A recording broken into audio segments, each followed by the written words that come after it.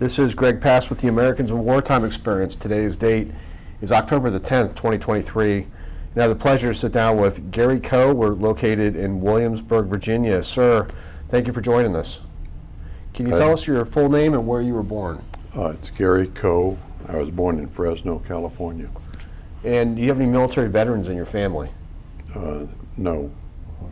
So at some point in time, you were commissioned in the U.S. Army, correct? That's correct. Okay, can you tell us how you got, why you decided you wanted to be in the military? Were you drafted, or how did this play out?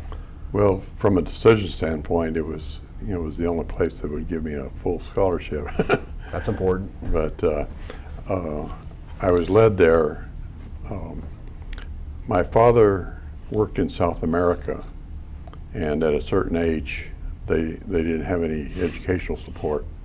So my family sent me to a military boarding school in Tennessee near my father's family, and from there I was given an appointment to West Point, and the rest is history. So I understand that an appointment to West Point, they don't just hand those out. How did you? I assume you had good grades and were a good student. They look for certain things. They would look to see if you were a captain of a sports event. Of course, you needed high grades. You needed high scores on your SATs, whatnot. The type of appointment I got was a competitive appointment. In other words, the military school that I was at would compete with other military schools, or actually the students within the schools, and there was a certain number of appointments set aside for that kind of entry, and I applied for an appointment earlier on, and as we approached the summer months, I got a letter in the mail, and off I was to West Point. Were you excited? Very much so. Your family excited? Yes, of course they were.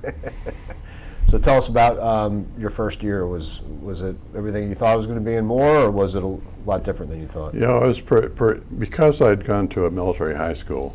I sort of knew a lot of the protocols, and of course, they put a lot of pressure on the first year and the plebes, and then you progressed as you go through the years. Did you play any sports? I played on or competed on the rifle team. I was, when I was in high school, I was the number one rifleman in the what then was the Third Army. A collection of states that now represent the SEC. So that's your intro. Gotcha. All right, I was telling you before we had the camera rolling, I got to hear about some Army-Navy stories. So tell us about the culture of the Army-Navy game and some of the memories from going to some of those games. Well, when I walked into the stadium at my first Army-Navy game, I was really overwhelmed by the cheering or the roar of the Navy side of the field. I'd always believed that we could out-yell everyone, and but that wasn't the case. For one thing, I guess as an excuse, at that time, the Naval Academy had nearly twice as many midshipmen as there were cadets. That changed, shortly after, my class graduated. So we were actually the smallest class in the range of, let's say, after World War II, until that period of time that we were at West Point. What year did you graduate? 1963. 63.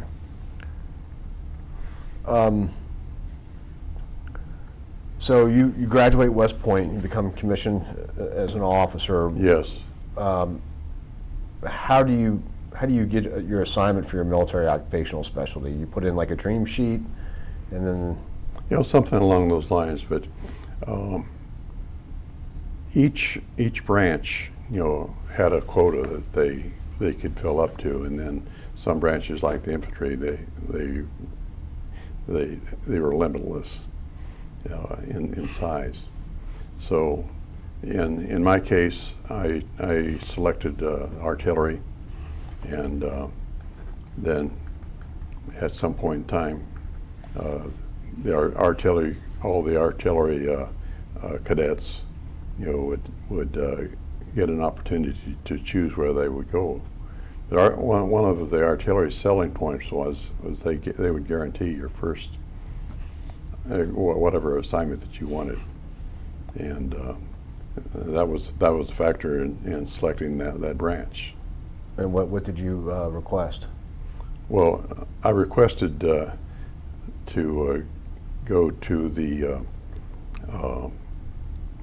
there was a unit an air defense unit defending Bergstrom Air Force Base, which was a SAG base near Austin, Texas. Mm-hmm. Later, the artillery split, and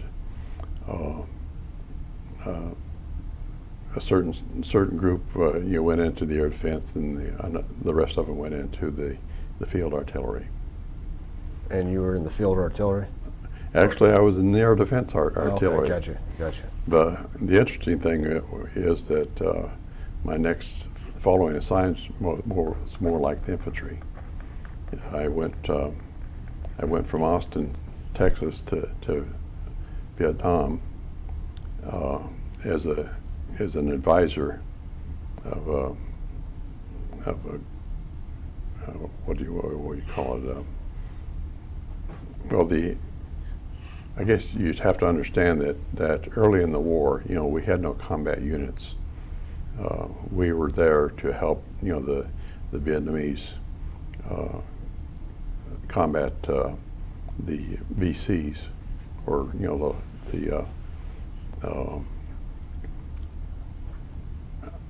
I don't know what anyway, the Vietnamese were conducting this counterinsurgency, and we were there to show them, how to fight, how to organize, train, and so forth. So what year did you go over there? I went there in 1965. Okay. Yeah. Were you still a lieutenant at that time? I was still a lieutenant. Okay. So, and what unit were you assigned to in '65 when you were in Vietnam? Okay, so I was assigned to the Pleiku sector. In Vietnam, you had these provinces, which were, you think of them like states, and the provinces were divided up into districts, which you think of as counties, and we had maybe at the district level you might have a couple of officers and a couple of NCOs assigned to those units, and the higher you went, it was sort of like the Vietnamese had a certain organization, and we would have a shadow organization to help them out.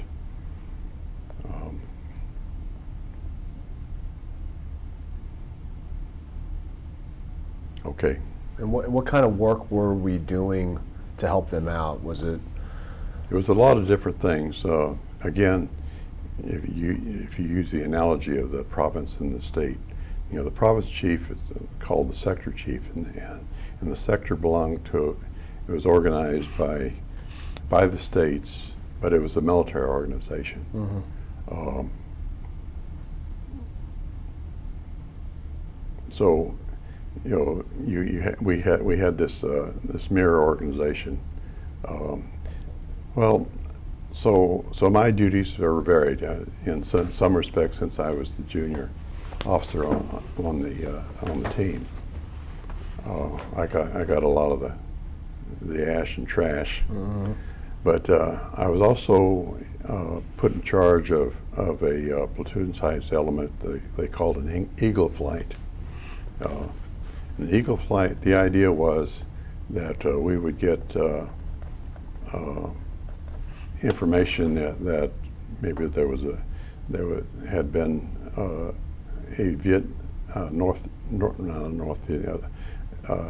the VC action in a certain area, and a decision would be made that we'll do a quick reaction.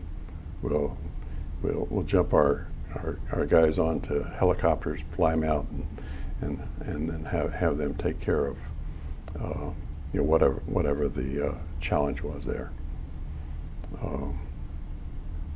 Another is when you say our guys, you're talking about Americans or actually that were engaging, or are they talking about the South? well, actually both. I mean, when the Eagle Flight went out, I went out as I was almost like a shadow lieutenant, helping this guy out. Like on one occasion that we were conducting an operation, the platoon leader of the Eagle Flight was going in the wrong direction. I sat down with him and we pulled out the map, and I showed him why he was wrong and why he was going in the wrong direction, why he wasn't reading all the information. So that was my job, was to help him out, to be an assistant guy. Did you guys find you worked well together? Yeah, I worked really well. Unfortunately, we had a tragedy. We came in back in return from an operation, and they had a place where they slept. They put their hammocks up to sleep at night. Well, and they load off all their gear. And on this particular day, they came back in. Everyone was set and ready to go. But what happened was that one guy, when he's putting up his gear, accidentally pulled a pin to a grenade, and it exploded at this level. So it almost decimated the platoon together. So that was a bad day. It took us a long time, to recover from that in terms of replacing the platoon. So anyway, what I was about to say was another of my jobs. I was in charge of advising. We had a training center for the regional force or popular force. You think of regional force being National Guard, popular force, being like a militia, and so that reveals to you a little more of the structure. We had these sectors, the provinces, and the subsectors, the districts, but they have both a civil set of rules, and they had a military set of rules. We're sort of like advising two parallel organizations. So there was when I came into the country, we landed at Tonsanut, Air Force Base, and it was interesting. We're flying like this, and then all of a sudden we're going in for a landing. It's not that long landing path that you follow when you're a civilian aircraft. I mean, it was very clear, that we had come into a combat zone, and so we in process for a few days. I can't remember exactly.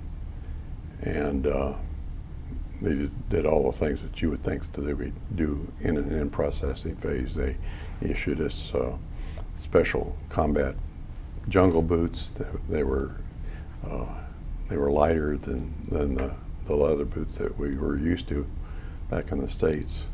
And they had a command briefing, and while I was there, it was General Westmoreland came in and welcomed us, to his command, which I thought was interesting. I mean, we're still a fairly small presence in the country, but I thought the general, a four-star general at that rank had other things to do other than come down and give a in briefing to the new guys. I remember specifically, he got up and said, something really positive about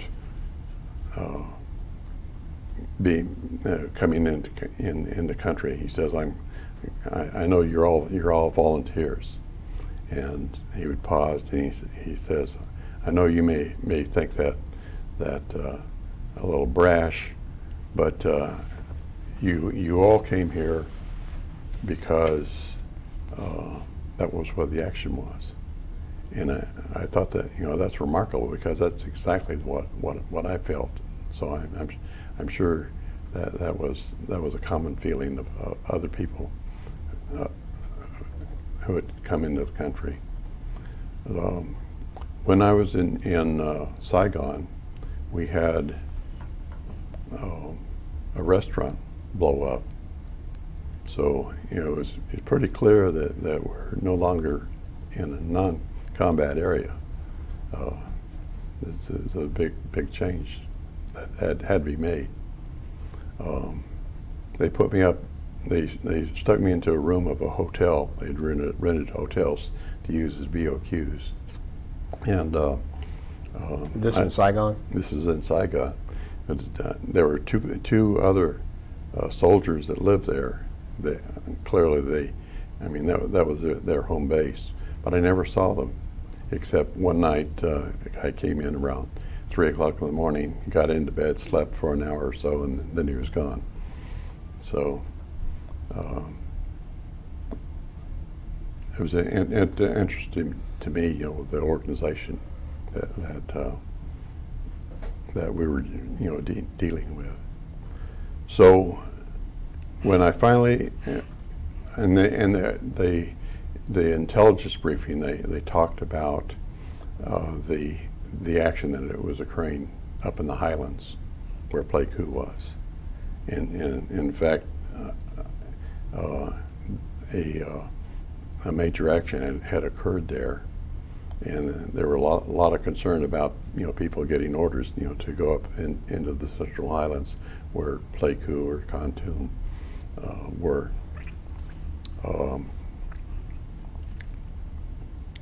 So when I got my orders, there it was, Pleiku. So my stomach dropped, and then the next day I got onto a C-130, and I was there with an Army major. I was lieutenant, and maybe a couple of other guys.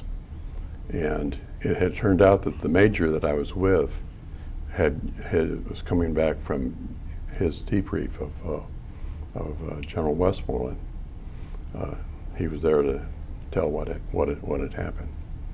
Well, it turned out, that I can't say I replaced the senior advisory chief,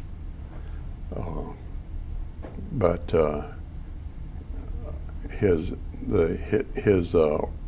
organization, or his advisory team, was the team that had been engaged in this action that they were talking about in Saigon. And it turned out that the senior advisor, his senior sergeant, I don't know if it's a sergeant major or a master sergeant, but he was a senior sergeant. This Major Walden, and there were two NCOs, Sergeant Hall and Sergeant Centers. So Sergeant Centers, Sergeant Hall were wounded. Major Walden helped got into the tall elephant grass, and the senior advisor was killed. And so the senior enlisted guy was also killed. It turned out that this was like a big step forward. It was the first time that a North Vietnamese soldier had been killed or identified as such in that part of the war. So this was 1965, and if we look back, we had it was the Turner Joy and the Maddox were destroyers that had an engagement, with like patrol boats from North Vietnamese, and this was that was used as an excuse by the president to begin the war. Immediately after that, or within a few months, decisions were made to increase actually start adding combat units to Vietnam, and actually a major number. You were talking about like 100,000, and that number was jacked up. Before that time, there were no American units. Oh well, there was maybe a brigade-sized element from the Marine Corps. That's when you were there? That's when I was there. And then the 173rd Airborne Brigade was moving in about the same time that I had arrived. We saw the troops, there in Saigon here, and I mean it was a well-known secret that that combat unit had made its appearance. So the incident in Laton, which was where the senior advisor was killed, turned out that it became like the first major battle, or the first battle when North Vietnamese were being introduced in the South as complete combat units. These were not insurgents. These were uniformed combat North Vietnamese. Mm-hmm. But we had that attack. Later, there was an attack of Duco. Duco was a special forces camp. In fact, at that time, there was a structure of special forces camps that were along the border between Vietnam and Cambodia and Laos.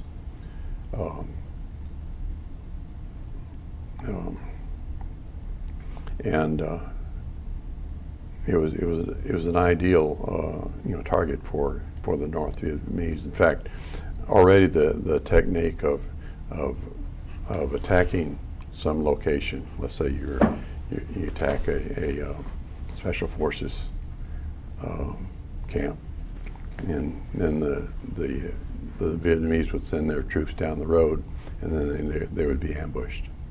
That was the pattern that the the North Vietnamese chose, and it was fairly effective. I mean, and until we brought in troops that had the firepower and the mobility to overpower that kind of approach. So here we have Duco, which is sitting right on the Cambodian border, about 40 or 50 miles from Pleiku, and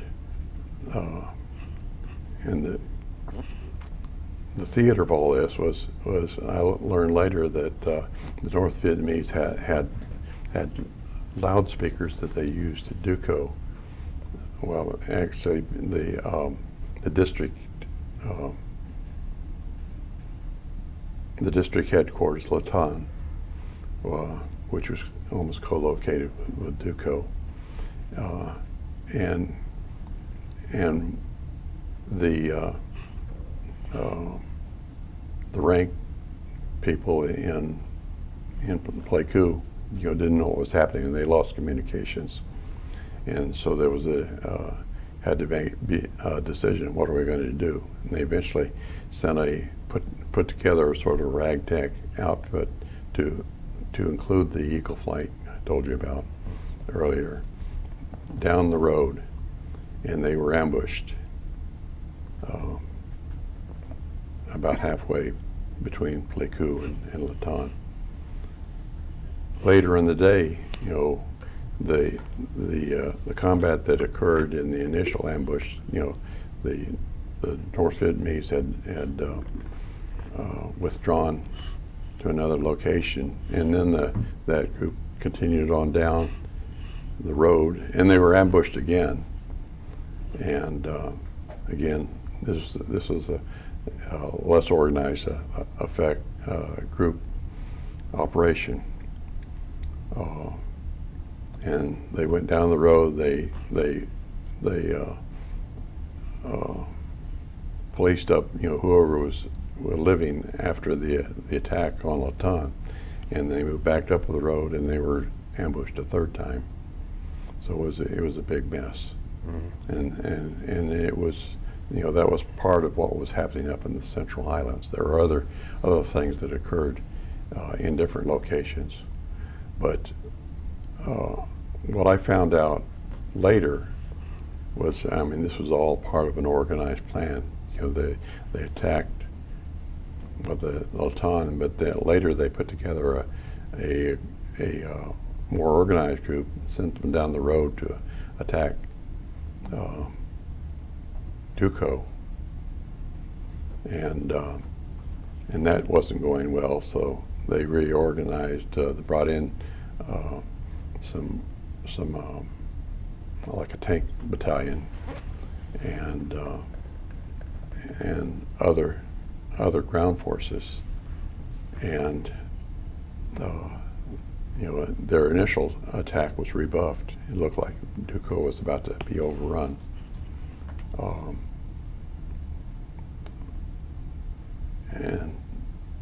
And since that wasn't working too well, they put together even a larger organization. They were using the 173rd Brigade as a reserve.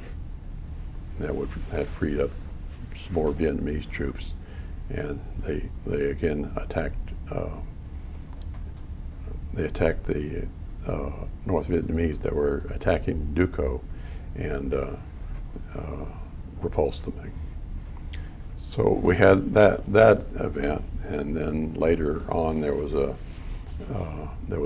siege of Plei Mai, another special forces camp in Pleiku, and this occurred about the time that the 1st Cavalry Division was brought in to An Khe, which was located to the east of Pleiku, and the 1st Cav put together the group to relieve Plei Mai. This battle now was becoming rapidly American, and We had a U.S. 105 battalion.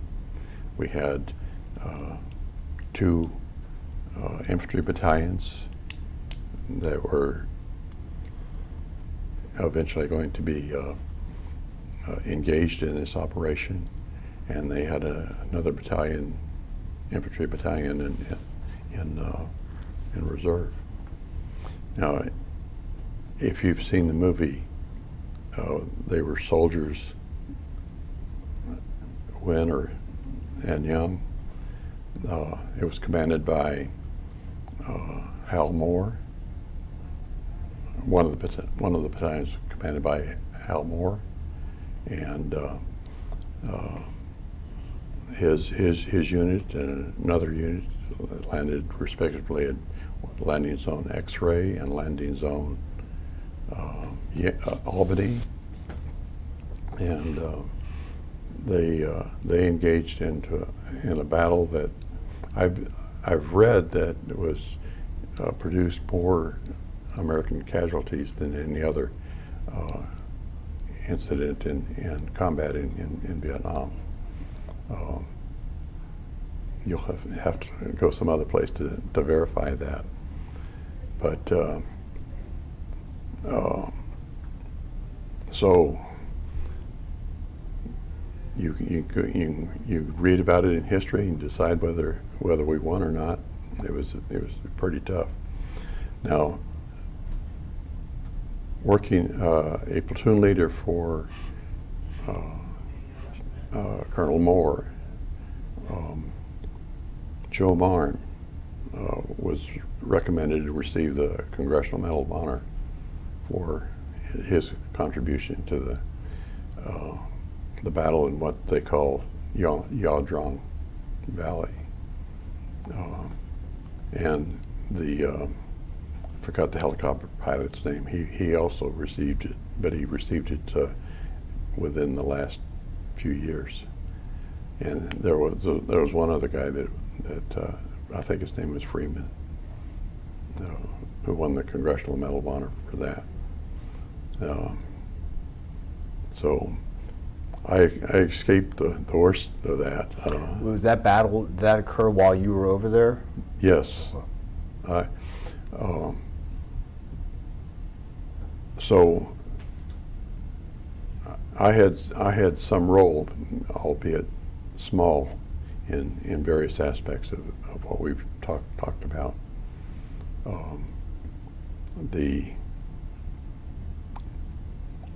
One of the things I noticed was the visibility of people who became historical figures almost.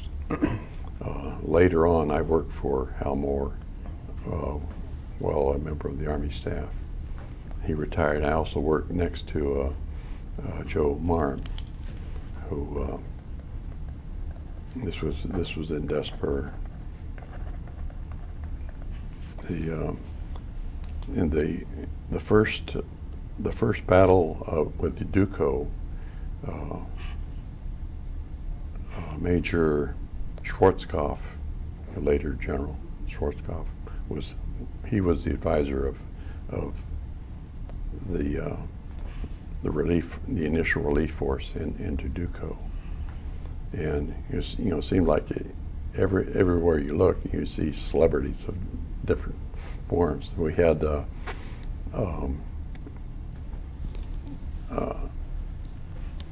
tell me the name of a quarterback from the Baltimore Colts. I should know it. My mind is fleeting on me.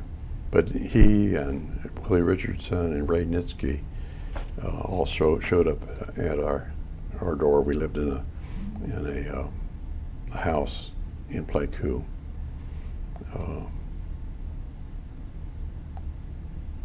I mean, if you're from that era, you would know who it was. It was like Joe Montana or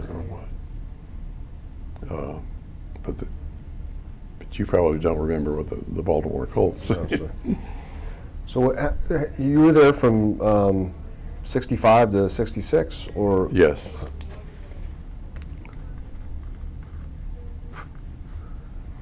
When you think about your tour in Vietnam, are there any particular incidents that you personally participated in or witnessed in that stands out in your mind? Well, the one I just talked to you about is one. Initially,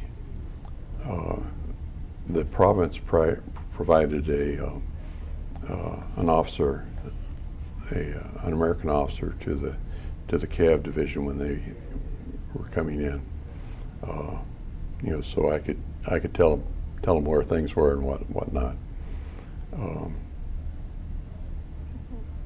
A liaison officer, and so I was positioned with an artillery battalion, the headquarters of artillery battalion for the first Cav, and then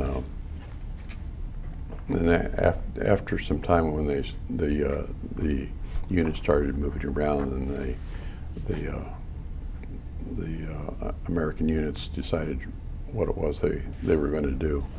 I got moved off into another role, and then eventually back to my the house that I lived in Pleiku. I can't remember enough, to tell you about it. But we conducted it was a total military operation, except for the advisors, and it turned out to be a classic battle. They had operating in the Pleiku area a battalion. They called it a transportation battalion. I think that meant they were charged to get North Vietnamese troops from the Ho Chi Minh Trail into country and moved off to wherever their final location would be. Anyway, it turned out that it was a classic meeting force. There was no planning in advance. I was involved in overseeing an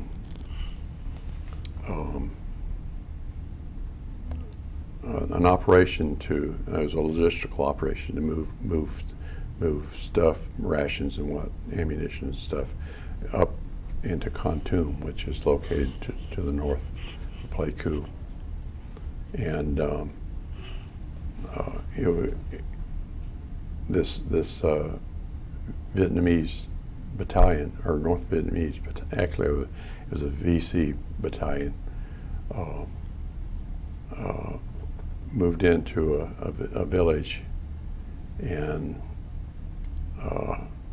VC, or Vietnamese intelligence figured out that they were there, and they set up a classic hammer and anvil type of scheme to crush it, and it was a big success. It was a big success. It was always important that the Vietnamese could have successes of their own.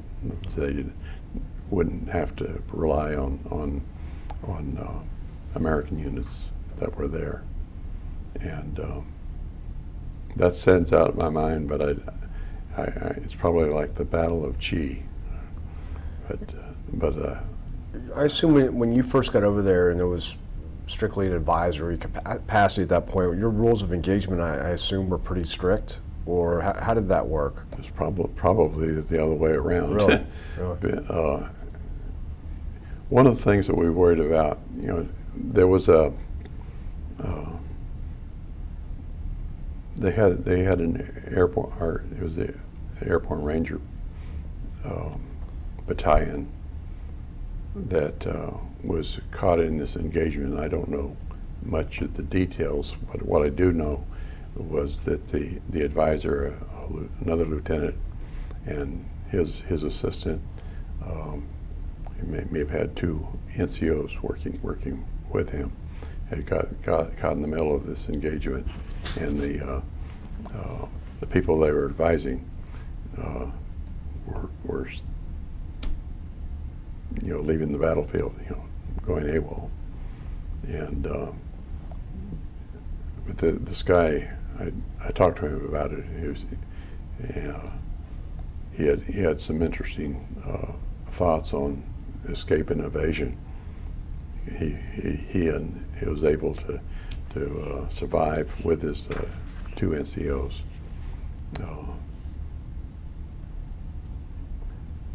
I see that you earned your CIB there. Yes.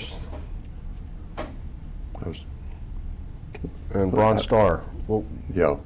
The when I made a comment earlier about my next two assignments being infantry. So part of the reason why I was assigned to where I was assigned rather than an artillery battalion was the fact that I was an airborne ranger, and someone thought that was important to be with when I'm out advising infantry kinds of guys. So.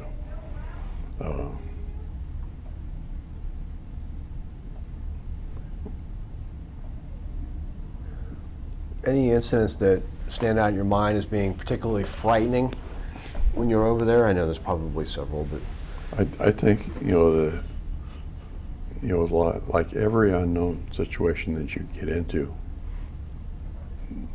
aside from combat, I mean in real life, if you're you don't know the situation that you're in. There's expectations that are made by people that you're responsible for. That becomes frightening. But I think the more you get used to it, you understand how to deal with where you are, with what you have, and so forth. It becomes less frightening. how did you communicate with family back home?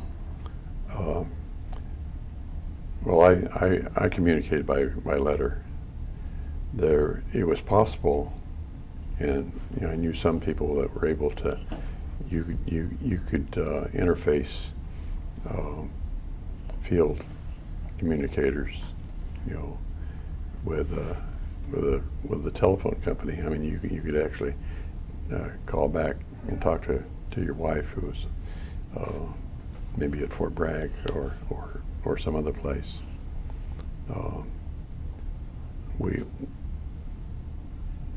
We had a lot more communication than I'd ever seen before. They had this tropospheric. They had these huge radars that were used to get communications back to the States or wherever. Were you married at the time? I was married just a few months. Just a few months. Yeah. I assume that's pretty hard on. Yeah, it on is. your wife and you. I mean, you're right. It is hard.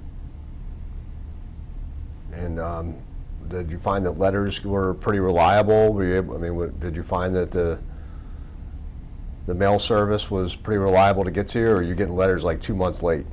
Oh, we didn't. I don't think I got anything 2 months late. They were usually pretty good with the mail, but sometimes you got it in batches. They somehow collected together. Were you in Saigon the entire time?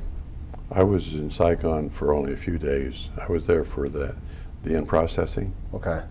And so I was in Pleiku the entire time, Pleiku or the surrounding area. And what type of accommodations were you staying in? Were you guys in tents? Were you? We were lucky there.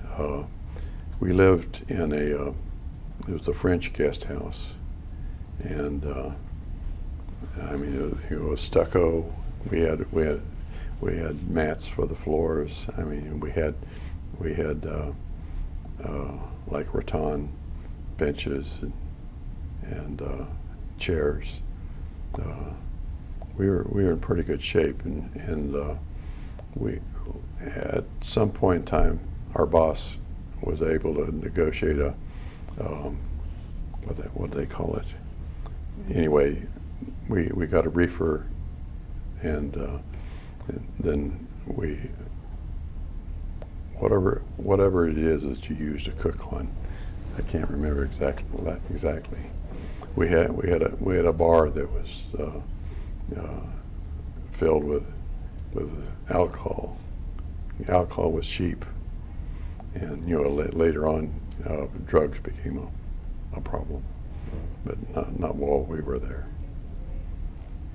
And how many guys were staying in this house?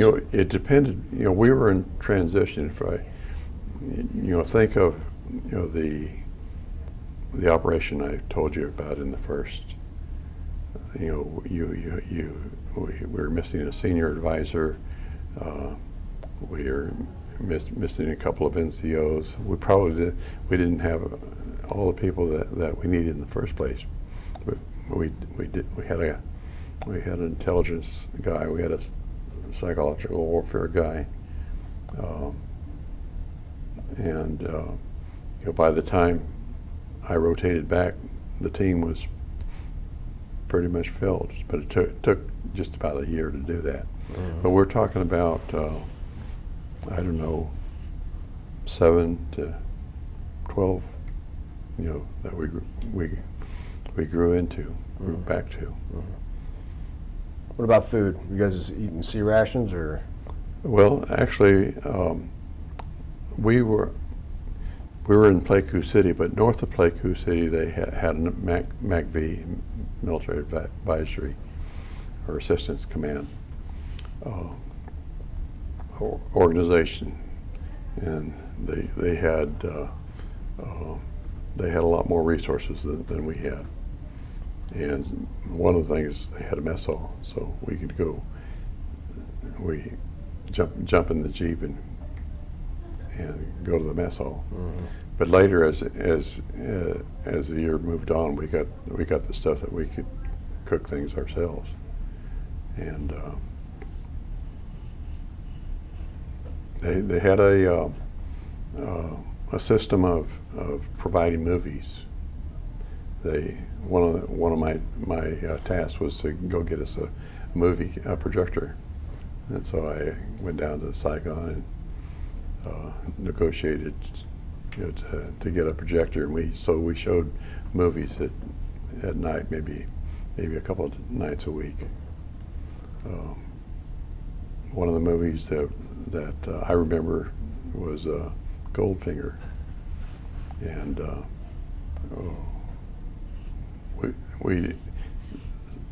the kids of our our counterparts would come and they let them watch films with us if it was appropriate.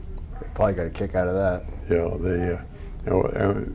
they'd never seen anything like that before, and all the Americans had a very good relationship with the Montagnards. I say Montagnard is probably French, and they probably have another name for it, or what they call themselves, but we never could remember that. But the Montagnards, the ones that we dealt with, were very reliable, whereas the native Vietnamese weren't necessarily so. So we went out, a few times.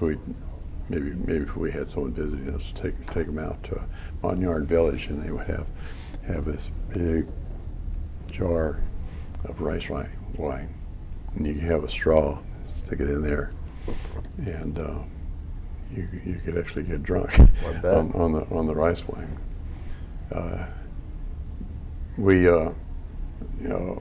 our boss decided that we needed to celebrate Christmas with the Montagnards. So we got a Santa Claus suit for one of our enlisted guys to wear, and we fill a helicopter up with toys or clothes in many cases, and fly it out to the Montagnard village, and gave all the stuff that we had to them. It was interesting that we got this idea, this Christmas in Vietnam kind of thing, with we had a reporter from the Baltimore Sun, I guess it is, whatever one of their big newspapers, and they wrote our articles about us.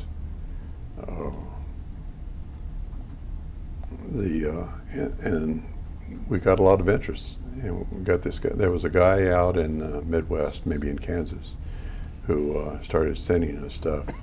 He eventually sent us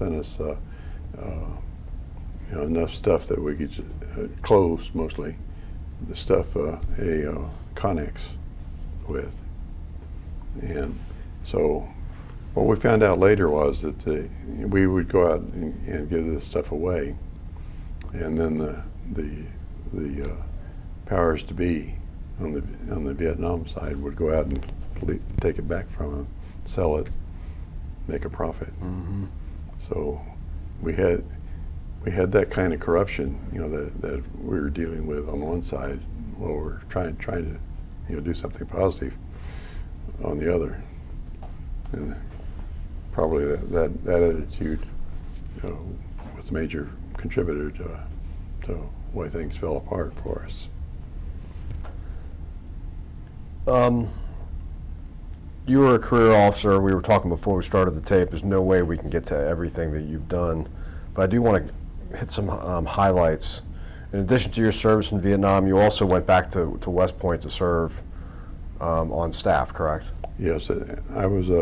They sent me to graduate school, and I went back as a mathematics assistant professor. How long were you there? 3 years. Did you enjoy that assignment? Oh, I loved it. It was a great place for the family, especially. We worked regular hours, and West Point, it's a great environment just to be there. And what rank were you at this point? I was a major. Okay. So I've only been to West Point once. There's no housing there, is there?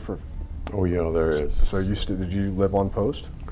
Well, initially I did not, but they closed the Stuart Air Force Base, which is in Newburgh, just on the other side of Storm King Mountain. So I was able, after graduate school, to move directly into the quarters left vacant by the Air Force.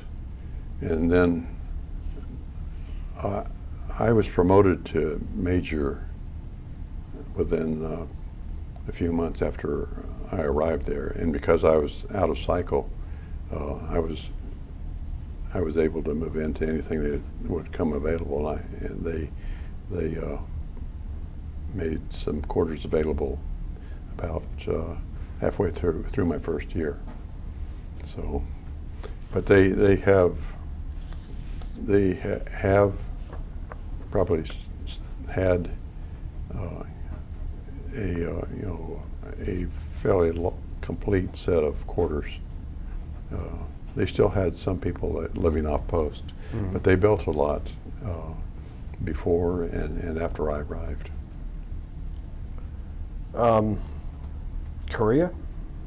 Yes, I was a operations officer for a while and an executive officer of a Hawk Battalion in Korea for a year. I'm sorry, what battalion? Hawk. Hawk. You know, like the bird of prey. Okay. And what type of Pardon? Hawk? So what's the? Well, Hawk is an air defense missile system. Okay, gotcha. From it's ground to air. Gotcha. And was that an accompanied tour? Did you? No, that was unaccompanied. Okay. Did you enjoy that assignment? Very much so. And what years was that?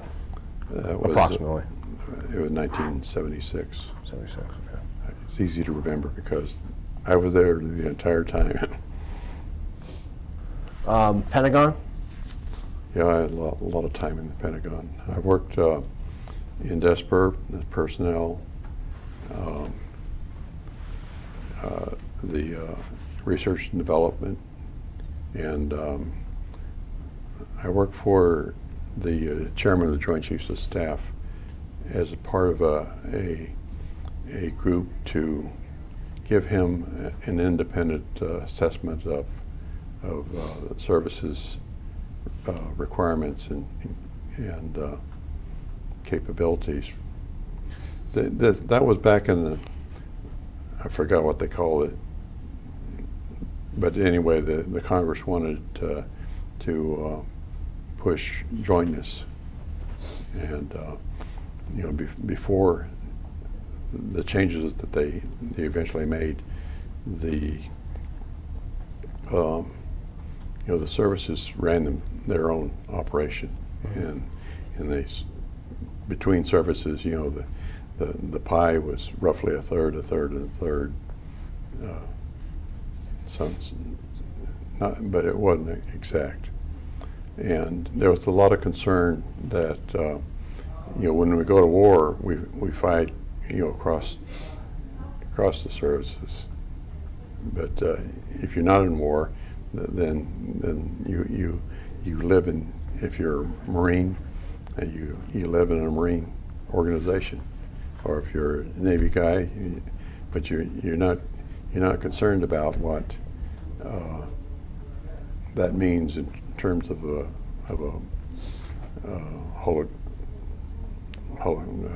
holographic, I don't know. Anyway, so it was becoming clear to the services that they were going to have to change, and they weren't going to wait for the Congress to come up with their solution. And so they put together this organization. It was fairly small, where, like in my case, I was the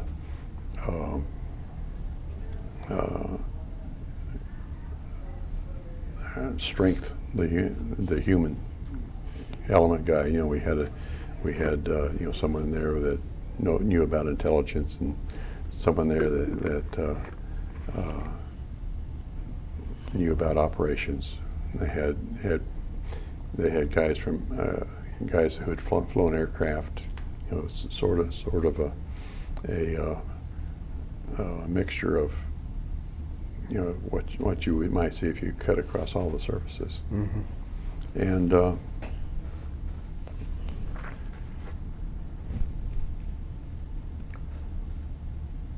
Air medal, am I reading that right? yeah. And what was that? What was?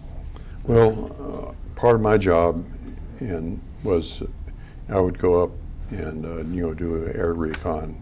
You know, I look at different places to see what the North Vietnamese had done. Quite often, you know, they just digged a ditch across a road in order to make it difficult to relieve the Special Forces camp being overrun. But anyway, that required me. We alternated, you know, between the bunch of us, but we always had during daylight hours someone up in the eye looking at what's on the ground to give them our own intelligence. Bronze Star, I think I mentioned that earlier, but I don't recall if you had elaborated on that. Well, the Bronze Star.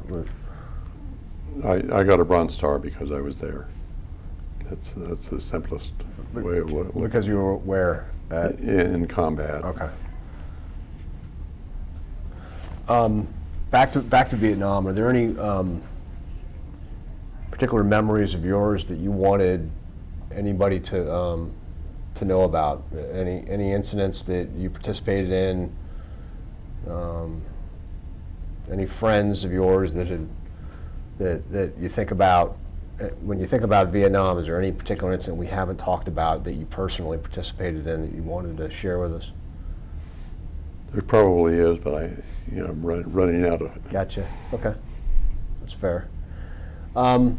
If you had a young man or a young woman that came to you and said that they were thinking about joining the military, what advice would you give them to have a successful career?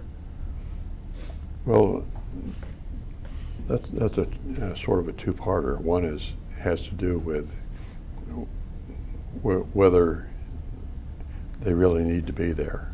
I mean, being in the service is a way of life. I mean, we haven't talked about it, but I mean, there are certain sacrifices that are made. There are bonds between people which you will have a hard time finding in other vocations.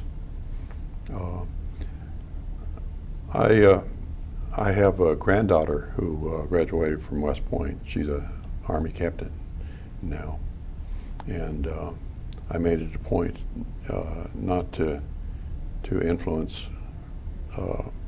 her decision to go into the Army. I never suggested to her that that's what she wanted to do, should do, but it was something that she wanted to do, and I always thought that if any of my children or grandchildren were to indicate an interest, I think I would try to get them to think about it in a broad sense. Reference, what kind of family you want, and that there are strains, that exist between a man and his spouse. There are different opportunities that are available in the service that are not available in other places. I would hopefully try to give a balanced view of what they might be getting into. And in my granddaughter's case, she had two parents who had gone to UVA, and they sort of expected her to go, but she's got her own mind, decided to go her own way. And, that's going to make you incredibly proud, though. Oh, it does. Absolutely. And the final question I want to ask you is, we're videotaping this now, and you're going to receive a copy of the video in a few weeks. You're also going to receive instructions on how to submit your story to the Library of Congress Veterans History Project. Mm-hmm. Theoretically, 100 years from now, your great-great-great-grandkids who you've never met before might view this video. What would you want them to know about your service to your country? I don't know. I would hope that that they would view it in a positive way.